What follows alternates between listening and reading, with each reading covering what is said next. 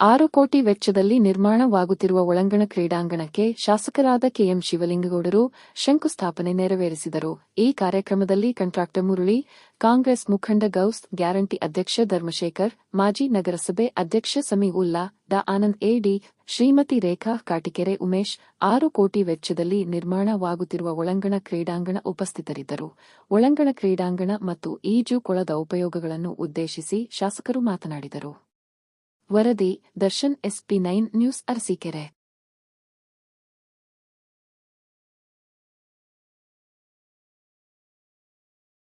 ಮುಂದಕ್ಕೆ ಹೋಗ್ಬಾರ್ದು.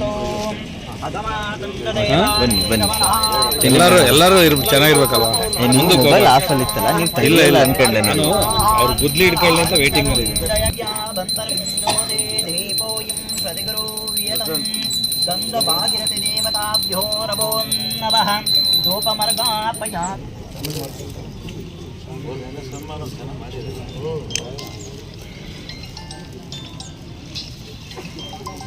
विश्वतस्तो वरुष्णयं भवाभाजस्य संगते गोक्षीरेण स्थापयामि ईशान सर्वविद्यानम् ईश्वर सर्वभूतामा शिवो मे अस्तु सदा शिवो.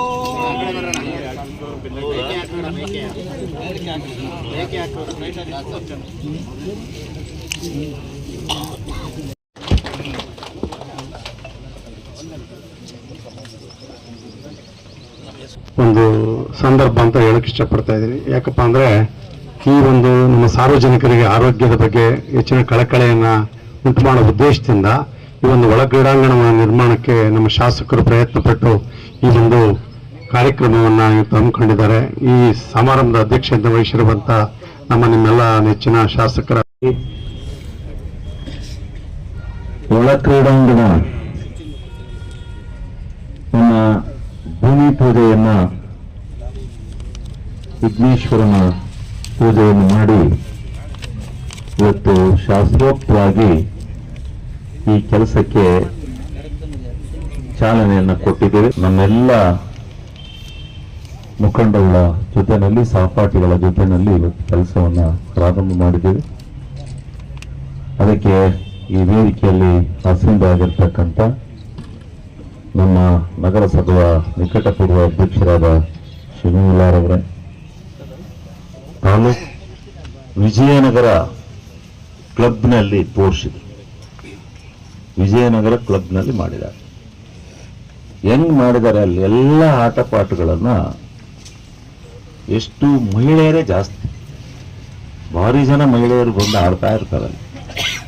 ಒಂದೊಂದು ಗಂಟೆ ಟೈಮ್ ಕೊಡ್ತಾರೆ ಅಷ್ಟೇ, ಹೋಗ್ತಾ ಇರ್ಬೇಕು. 1 ಗಂಟೆ ಮೇಲೆ ಕೊಡಲ್ಲ.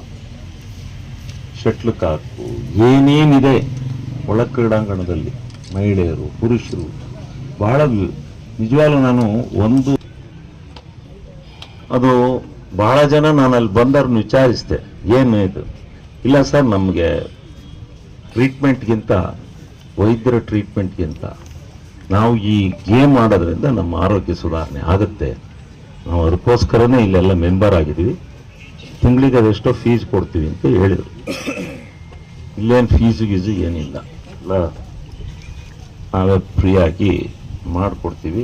ನಗರಸಭೆಯಿಂದ ಒಬ್ಬರು ಮೆನ್ಗಳನ್ನ ಇಡ್ತೀವಿ, ಮತ್ತು ಒಬ್ಬರನ್ನ ಇವ್ರನ್ನ ನೇಮಿಸ್ಬೇಕು, ಕೋಚ್ ನೇಮಿಸ್ಬೇಕು, ಕೋಚ್ ಇರಬೇಕು, ಮಾಡಿ ಒಂದು ಒಳ್ಳೇದು ಮಾಡೋಣ ಅಂತಕ್ಕಂಥ ದೃಷ್ಟಿಯಿಂದ ಆಗಿದೆ.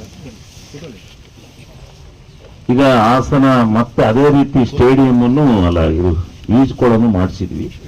ಈಜುಕೊಳನು ನಾನು ಡಾಕ್ಟರ್ ಹತ್ರ ಕೇಳ್ತೀನಿ, ನನಗೆ ಸ್ವಲ್ಪ ಬ್ಯಾಕ್ ಪೇನ್ ಇದೆ. ಅವರು ಯಾವ ಮಾತ್ರೆ ನುಂಗಿರು ಎಲ್ಲೂ ಹೋಗಲ್ಲ ಸರ್, 1 ಗಂಟೆ ಈಜ್ಬಿಡಿ, ಸೊಂಟದ ನೋವು ಭುಜದ ನೋವು ಇದ್ದು ನೀವು ಕೇಳಿದ್ ಕೊಡ್ತೀನಿ ಅಂತ ಹೇಳಿದ.